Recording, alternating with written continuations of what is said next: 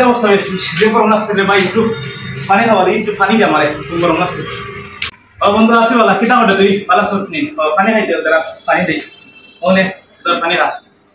ওই বেটা কিতা কিতা বেটা সারাদিন বল আমরা এতদিন ধরে কোকাকোলা লাগি বেটা বয়কটা দাম তোর দোকানে বেটা কোকাকোলা, তুই তো আমার বন্ধু ইয়ার কোকাকোলা খাস আর ও কোকাকোলার বদলে আমার পানি আছে। তোর বেটা তোর দোকানে আর আইতাম নাই, যাই গিয়ে তোর দোকান দেখি এ বন্ধু যাইস না দূর বাবা কিতেছি কোকাকোলা এটা কিতেছি তোর বেটা ইনো।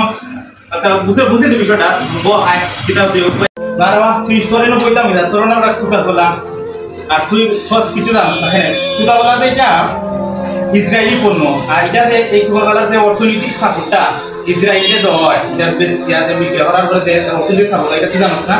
তুইটা কিতা করছিস বেটা, তুই আমার বন্ধু না কিছু করছেন।